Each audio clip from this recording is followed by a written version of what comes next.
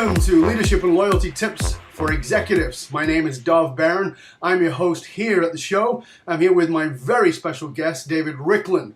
David Riklan is the founder and creator of selfgrowth.com, which you may have heard of. It's been around for a long, long time. It is an amazing resource of all the top material you can possibly get hold of in anything that's to do with your growth. And what I mean that is your personal growth, as in your psychology, your spirituality, your physical, financial. There's a whole range of really great material, fantastic blog, great videos. It's been there for a long time. David has, I believe, well in excess of over 1 million people who go to that site. And this has been a fabulous resource for many people over a very long time. And David is very well established at serving people. I was very blessed in that, I think 2 years ago now, back I think it was 2012, maybe 2011, that David and I shared the stage together in Chicago, an event. And of course, rousing applause. Everybody loved the guy. Everybody loved what he had to say. And the nice thing that I like about David, and I'm happy to bring him to you, is, as you know, for me, everything's about leadership and authenticity. And David is a really great example of an authentic leader. He doesn't swear anywhere near as much as I do, but at the same time, there's no bullshit. There's no airs and graces. There's no here's how it's supposed to look, but rather here's who I am. And I think you're going to really love what he has to share with you today, purely and simply from that reason. And he's going to give us some great insights, I'm sure, because I am going to drag them out of him, as I like to do. So welcome, David. So glad to have you here. Thank you, Doug. Pleasure to be here. Excited to be on your show today. Thanks, mate. Appreciate it. So, as I said, you're the founder of selfgrowth.com. Tell us a little bit about how that got started before we get into it. I'll give you the quick synopsis of it. I had an interest in self-improvement, personal growth. That started with a course I took from Dale Carnegie. Oh, really? Based on the How to Win Friends and Influence People. I was actually at Hewlett-Packard, working at Hewlett-Packard in sales and marketing, primarily sales. They sent me to this Dale Carnegie course, and I fell in love with self-improvement, personal growth. And I said, you know what? I need to be in this business one way or another. Fast forward a few years to 1995. My girlfriend and I, Michelle at the time, we bought the domain name, selfgrowth.com. We both had an interest, and we started posting information about it. And lo and behold, people started coming to our site. And we built it up. We started getting a few visitors and started turning into a hobby, then a side business. Went full-time with it about 12 years ago now. Wow. And now we get between 1 to 2 million visitors every single month coming to selfgrowth.com, looking for a wide range of information on everything from goal setting, stress management, to leadership, to health, to finances, relationship. And I almost look at what we do as we're matchmakers. We bring together consumers with the experts who provide the information. We have over 300,000 articles on our site right now. Holy 300,000 articles, all for free, for people to improve their lives. So our goal is really to help the widest array of people find the tools they need to improve their life. 300,000 articles. Wow, and I think I'm prolific. You make me look lazy. I've got to cut down on that 2 hours sleep a night. Yeah. Fortunately, we didn't write most of them, but we work with a lot of experts who bring us the content. It's a big partnership. So obviously you're an avid reader yourself. Obviously you're very much into personal development. And as you know, of course, my focus, my subject is leadership. In the broad sense of it, is leadership. Is there much of a focus on selfgrowth.com for leadership? Yes, there is. We actually have a channel or a segment called Leadership, and we actually have a few that are tied into leadership. So I look at leadership broadly. First, I look at leadership initially as skills a leader or a manager needs to develop in themselves to become more effective at what they do. Yeah. So we have a section on leadership where we have articles on leadership, we have products on leadership, we have websites, recommended resources on leadership, we have events, teleseminars. So there's a lot of information on leadership. Right. So that's an integral part of it. But I'm also a believer that a leader should focus on building up their skills. So a leader should be very good at setting goals, for example. Yes. A leader should be very good at communication skills, for example. Absolutely. A leader should be very good at stress management, and they should have a good understanding of the stress. So leaders can use our site not only to develop their leadership skills, but really to identify and develop all the skills they need. Because for me, a good leader not only can lead, but is also a good example. Sure. And that's an integral part of leadership. Leadership is really setting the example. So how better to set an example than to develop each of these skills yourself? So we're really looking to provide this wide range of skills for people in leadership positions, in management positions, wherever you are, we want to help. See, for you as the viewer, as you're watching this, you might be thinking, okay, well, why do I have this guy on the show today? And I'll tell you. You've heard me say this 1,000 times. You read it in my articles. It's in my new book. I think because it's foundational, and that is this. The foundation of every great leader is self-knowledge. A leader who does not have self-knowledge is not a good leader. They're a manager at best, and I really say that at best. Most of the time they're a dictator, and they don't really know how to lead. And you can't lead without self-knowledge, and that's why I love this resource. I love it because it fits so well, so hand in hand with leadership, but also fits so well hand in hand with something new that you've got, which is called Power Summaries. Now, I just want to sort of give everybody a background on this. I like you, probably can't count the number of books that I've read. I have no idea. I am a bit loony in that I don't tend to read one book at a time. I usually have somewhere between 5 and 10 books on the go at all times. I might focus in on one for a week, and then I'll drift off onto the others, and I plow through a lot of books because of that. And about 10 years ago, for a period, I was looking for ways to shorten the learning curve on those things, because books are great, don't get me wrong, and I love reading, and this is a fast-paced world, and we got to get information quicker, and it's got to be relevant. And I say to people all the time, as a speaker, because I also train speakers with the Authentic Speaker Academy for Leadership, as a speaker, you got to know people don't want information. And how do I know? They don't want it from you, meaning the speaker, because if they want information, you go to Google. There's 10,000 things you'll never get to read, 10 million things you'll never get to read on whatever it is you want to learn. People want an experience. So therefore, we want our information and our knowledge clear and succinct. And I don't think a lot of people take the time anymore to read the way you do and I do, David, and really take it in. And we need to get succinct versions of the information. And you put together something called Power Summaries. Tell us about that. Oh, one of the challenges with selfgrowth.com for a lot of people is there's so much information. There's 300,000 articles. There's 70,000 websites to go to. It's kind of like almost a Wikipedia for self-growth, self-improvement. So the question a lot of folks say and ask me is, all right, what do I really focus on? What's the best approach? And we started analyzing it, and we had this idea. I'm an avid reader, and I love books. And what we ended up doing is we identified what I describe as the best of the best. We identified and said, well, what are the best and most important books out there to improve people's lives? So what are the best books for improving your health, your finances, your relationships? What are the best books out there for developing leadership skills, for management skills? What are the best books out there for spirituality? And we identified 364 of the best-selling books of all time. Wow. So these are literally the best-selling books. So if you look at your niche, they're books like Seven Habits of Highly Effective People, The 1 Minute Manager, the Delivering Happiness, Tony Hsieh, How to Win Friends and Influence People.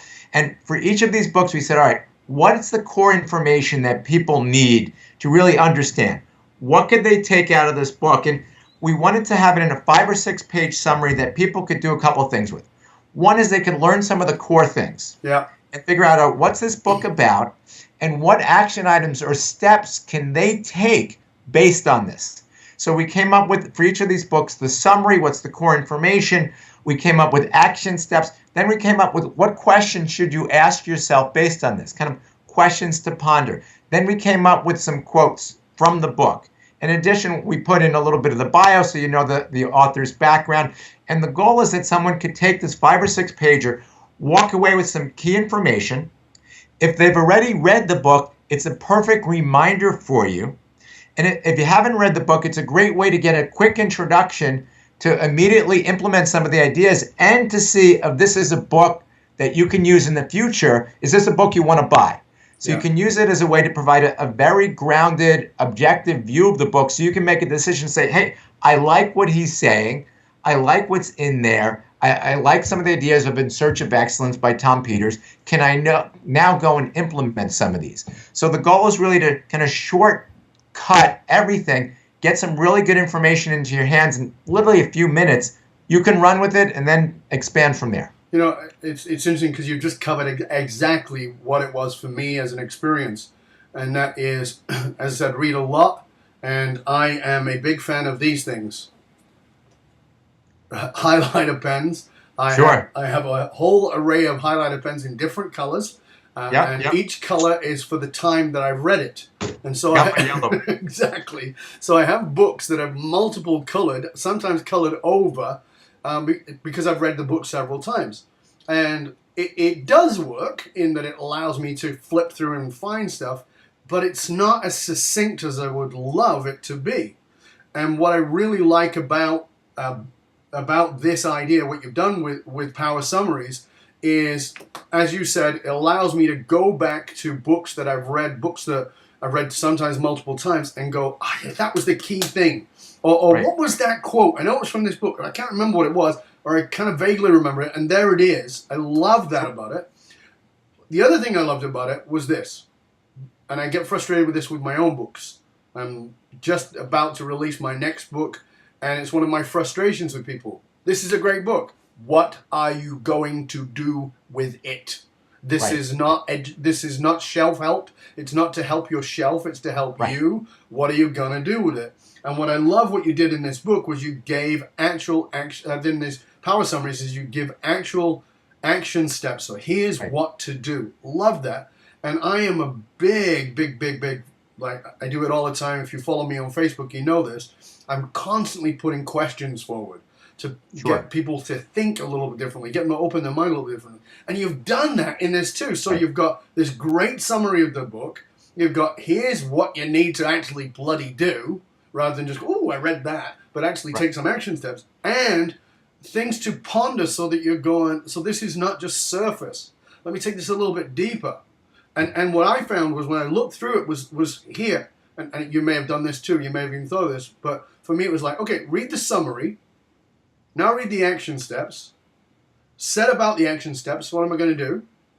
Okay, now read the questions, and really ponder those for a day or two, and then go back to your action steps and see if they change.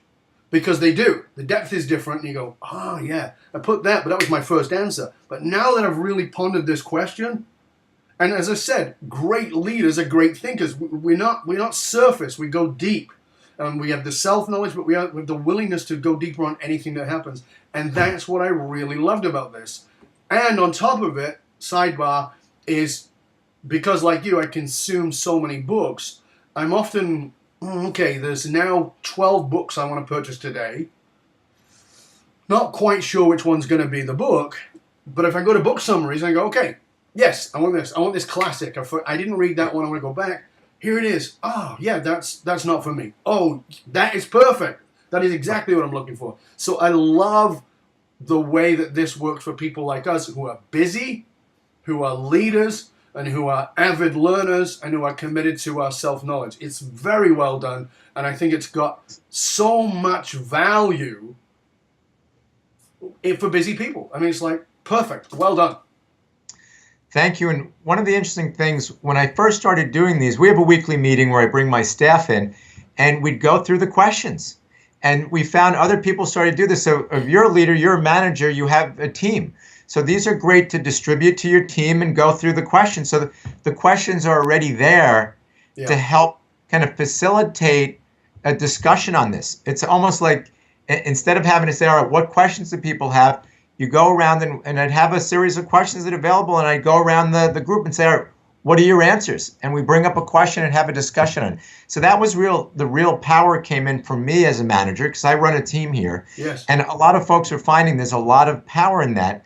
And what's interesting about that, you're right, it facilitates change. Yes. And that's really what these books are about. These book summaries are about, helping you facilitate change. Because what's interesting is there's a stat out there, especially in the nonfiction, that only 10% of the books people purchase are read cover to cover. So literally in this genre, 90% of people just buy the books that are on the shelf. This way you get the useful information right up front. It gives you something to start with, and then hey, this is perfect for me. Let me go back and finish it. Exactly. Yeah, I love that about it. I like the accessibility of it. And like you said, it's a great tool for using with your entire team. So first of all, I just want to say to everybody, so you're going to wonder, okay, how do I get power summaries? How do I go find out about it? I'm going to put a link right underneath this video. It'll be right there on the podcast page. And I'll also post it on Facebook and Twitter and LinkedIn and all my social media as well. So you can get to power summaries. Go over there. Take a look. I promise you, it's like this is going to be so valuable to you over time. I can't recommend it enough. So I will make sure that link is there for you. So don't worry about that. Rather than trying to get you to write it down now, it's too difficult. David, we're talking about leadership here. We're talking about what you do that facilitates leadership. Let me ask you. You've been a leader of your own organization for a time. You bring your team together, etc. One of my great subjects is not just leadership, but loyalty. Keeping people loyal.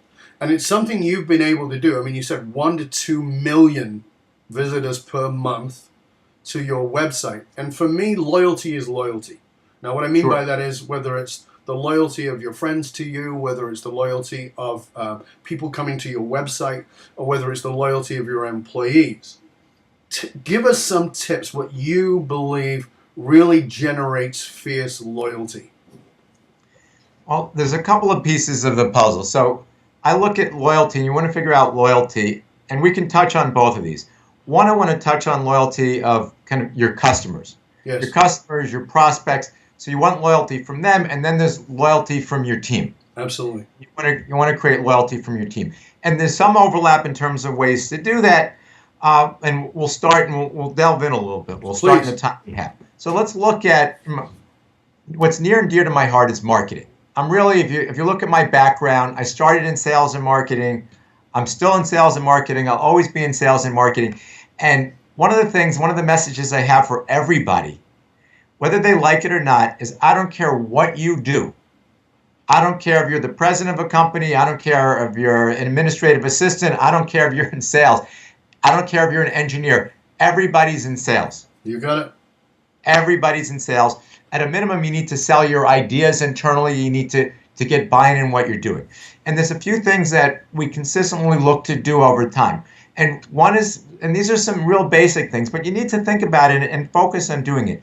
So we always try to provide value. Right. And real value. And this, for me, is key, because if people know that they're going to get value from whatever interactions they have from you, guess what? They're going to be comfortable and more open with interacting with you more frequently. Yeah. I know I can trust this guy. Selfgrowth.com, Power Summaries. I know he has good information. I've trusted him before. He's not steering me. He or she is not steering. Organization is not steering me in the wrong way. So you really need to provide that for folks. And I think that's very, very important. So we're always trying to provide good, useful, deliver something of value, tremendous value. And whether that's be articles or products that we have or advertising, our goal is to provide as much value as possible. I don't like, disengaged customers. I don't like angry, upset customers. And we go out of our way. So there's a lot of studies that have been done on this, that one disgruntled customer can do more damage than 10 positive customers. Certainly in the world of social media. Yeah. Now with the power of social media, you get one disgruntled customer and they can have a huge impact. Create an avalanche of negatives. One of the things you were just saying there about creating value, and I just want to address this with everybody. You hear that a lot. You've got to provide value, and it becomes somewhat cliche.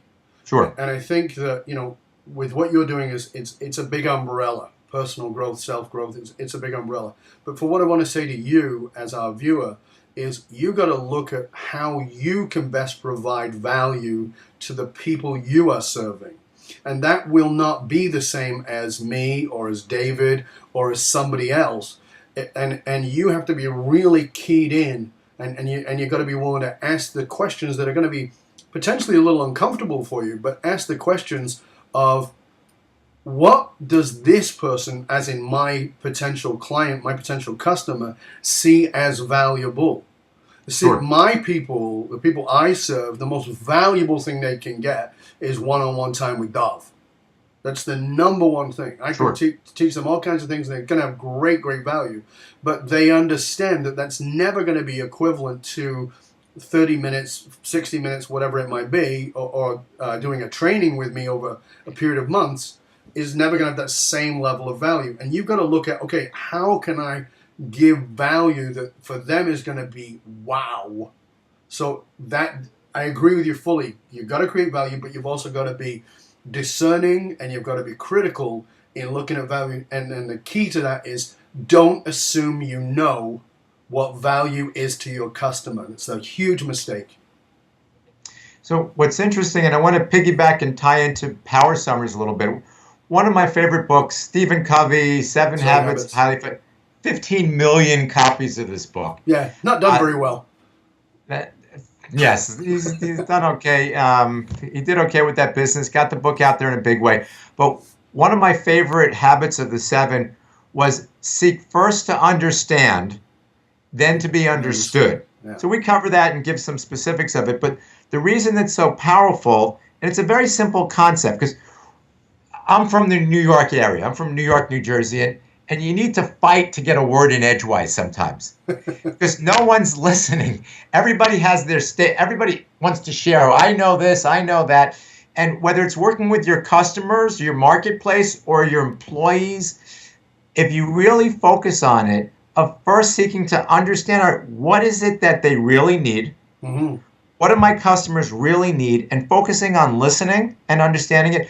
And for your employees as well, what do they really want? What do they really need? And then once you seek first to understand, then and only then you can get across the power of whatever it is you're offering or sharing.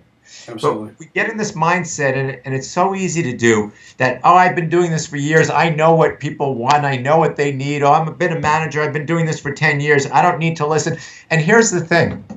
So even if you do know better than they know, and you do know what your customer wants and needs, and you do know what your employee wants and needs, there's a value in letting them know that you're willing to listen.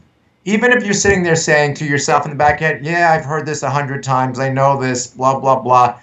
Even if you know this and have heard it before, there's a huge value because you want to get your customers buy-in, you want to get your employees buy-in. And they're much more likely to give you buy-in if they feel that you've listened to them. So you got to get out of this mindset that you know everything about anything. And you need to get in this listening mode, and it's just so critical. And we're all in such a fast pace. Oh, let me get the word out. Let me just tell them. I'll shortcut it. I know what they want. I know what they need. I know what they're thinking. Here, this is it. It doesn't work. No. We've gone into that in great detail in my new book, Fiercely Loyal. And one of the things we've covered in that is exactly that, particularly with the new generation of millennials, is that if you don't shut up and listen, you're going to lose your people. And because one of the things that's of vital importance to millennials in order for them to be loyal to anybody is they have to feel that they matter, that what they have to say counts. And if we are from the generation that I'm from, which is the young end of the baby boomers, or you're from Generation X, it's easy to assume, well, I've got more experience than you, I know better than you. And if you do that with a millennial, you could lose a star player at any moment in time. So here's the thing is you may have the experience, but you'll never have their perspective. And that's the key thing. That's the thing that one of the things I try to get across in the book is experience is very valuable, but so is perspective. And you can't ever have anybody else's perspective. You can perceive it, you can work it, kind of figure it out a bit, but only they get that. And you have to be quiet and listen carefully.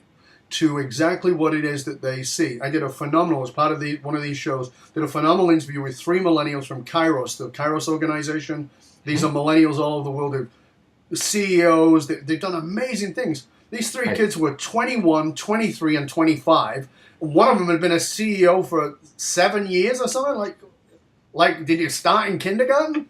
Right. You know, when we were like drinking at the back of the shed, they were already starting businesses. Amazing.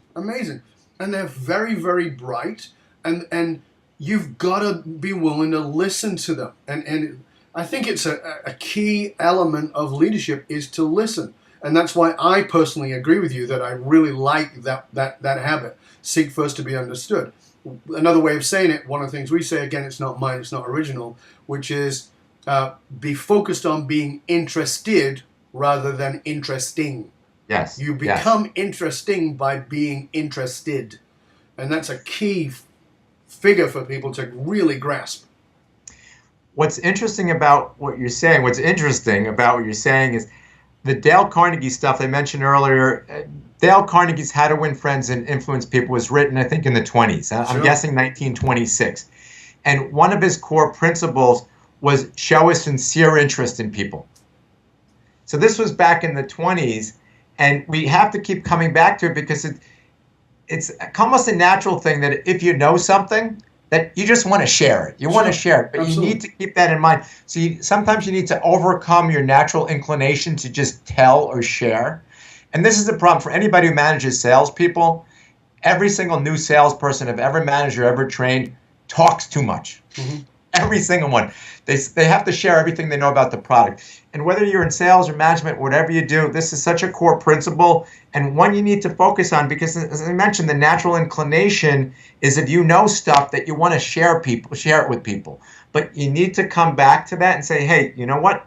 You need to learn their perspective, at a minimum what their perspective is, because that will help you figure out the best way of sharing what you know.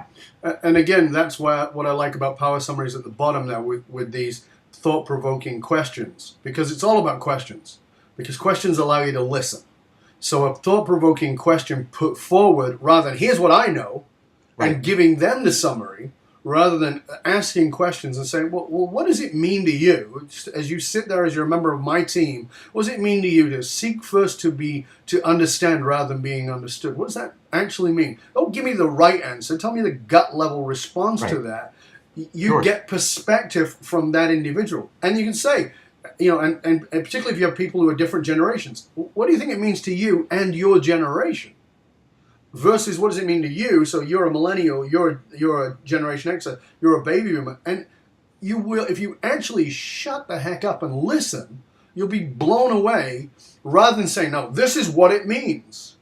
Because all meaning is subjective.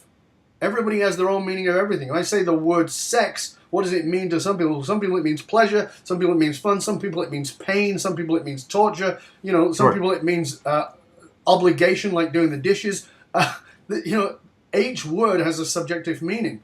And by asking these powerful questions that you give in every single one of these power summaries, I think that right there, that is a great leadership tool to go through these classic leadership books, like you said, like Seven Habits or Good to Great, which I personally thought was a fantastic book. What's the other one that Collins did that I really like, the follow-up?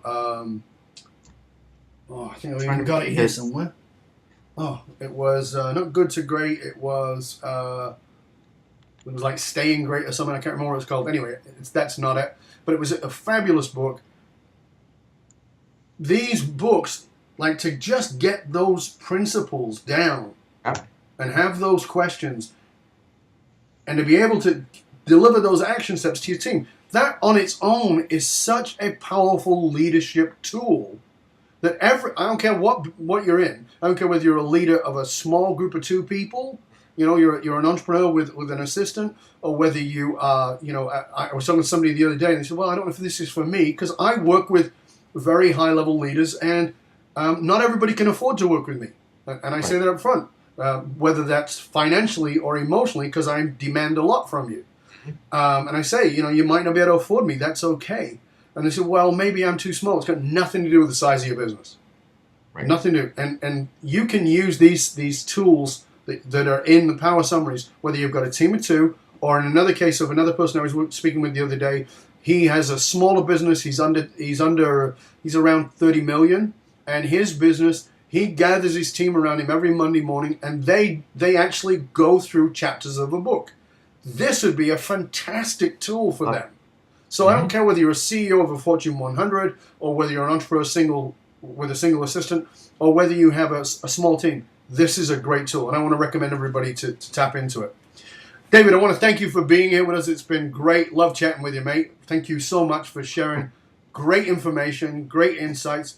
Again, for you watching, selfgrowth.com is David's original site, but what we're talking about here that I think is going to be a great tool for you is Power Summaries. And as I said, I'll put a link below. We'll make it easily and accessible for you so you can find out about it. And we'll make it sure that you can get a hold of David or his team, whatever you need to do too. Any final passing words you want to leave us with, David? Yeah. Gain insights, great books, a lot of information. And my final thing is take what you learned today and pick one thing from it. Just one thing. We covered a lot of things. So I always tell folks, hopefully you jotted down some notes. If not, jot down some notes. Pick one thing that you're going to take action on today. Absolutely. If you walk away with one thing that you take action on, you're ahead of the game. Absolutely. Thanks again, mate. It's been a pleasure having you here. A real pleasure. Thank you. Thanks.